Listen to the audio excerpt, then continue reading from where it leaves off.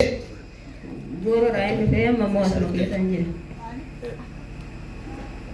Magan makan. Io mi obbolettico. Amma wani na gode. Dura mi ko mirga kana na warane tanan. Luka mirga kana wala warane to mai tino kole achma jina luko etu na fene. Sa duftani sin. Goro rain fe. Goro ra duftani ha chaltu.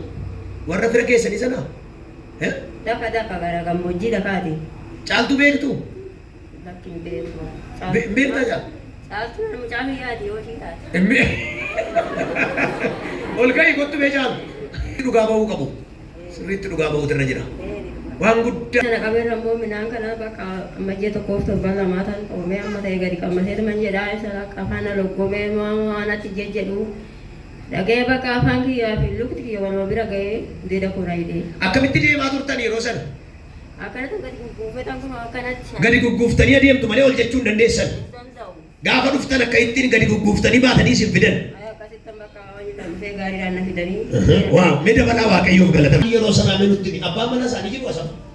Injiriin galee. Mee akkam ture haalli yeroo sanaa mee nutti himi mee? Yeroo sana baay'ee dhukkubsatu wal jedhanis deemuu hin danda'anii. Amma harkaa fi lukaan deemanitti ga'anii. Eshi. Harka lamaanis qabatanii hin ba'u. Lafa xiqqoo ishee osoo jedhu gimalii balbalaa daandii. Eshi. Gaafa ciisan immoo suutuma jedhanii ol jedhaniillee garagaru malee garagaruus hin danda'an. Okay. Cinaachatti. Luki tokkicha akkuma diriireetti akkasuma tafa. Hin diriiru akkuma kottaa. Akkuma kottoonfatee tafanni tokko. Akka kottoonfatee tafa garagaruu hin danda'u. Eshi. Achi nuyi akka carraa warra du'aa wayii biyya sana dhallee achi waldaan hin jira waldaan nuti itti waaqeffannu inni isinii kadhata jennee finnee dhufnee gaafa dhufne sanallee carraa ta'ee isin hin arganne galchineetuma deebisnee tursinee finnee achi yeroo lama sadi seexan irraa ba'e. Gaafa sadaffaatti asitti numa kadhattanii fi ol jettee inuma deemte asirratti. Ameen. Kaadhu jettanii as keessa reema kaatanitti gaanii dhufi. Miilla takkaa diriiree hin beeknetu ji'a meeqa kan turetu asitti diriiree ka'anii fiiganii galan lammata deebi'a jenne Waaqayyoof galata fidaame. Harka keessa mataa keessanii walitti buusaa gooftaa ulfina fida. Haalleluuyaa. Ishi. Kanarraa erga gaafa sanaatiin nagaadha.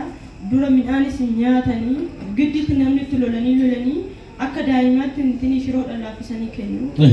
Akkasitti xiqqoo afaan tokko afaan lama yoo liqimsa isa iyyuu liqimsan. Okay. Bishaan dhuguu bishaanuma nama tokko jiraatu. Bishaanumaan jiraatu malee nyaata fudhachuu hin danda'an. Amma akkam? Amma hin nyaatu hundaa'uma janaadhaan hin jiraatu. Hundaa'uma hin jaalanii sirrii. Imamma amma maaltu isinitti dhaga'ama mee miilli sun isin dhukkuma amma? Naannoo guyyaa du'an humni kiyya gaagaara duratti manuu hin qabne malee dhibeen keessa hin jiru. Mee deemaa mee isin ilaallaati amma deemuu dandeessu sirrii? Omaanumaan deemaa waan tokko. Dhugaadhaayi mee deemaa mee socho'aa. Sabni Waaqayyoof galata fidaa. Miilla walitti ba'uu dadhabe Waaqayyo walitti baasee deemsiseera. Nagaa argataniiru gooftaan nagaa nyaachuu dadhabe midhaan nyaachiseera. Dabalaa ilillee galata gooftaadhaaf fidaa. Kottaa ol deebi'aati. Mee mamma. Galataan galchuu barbaada.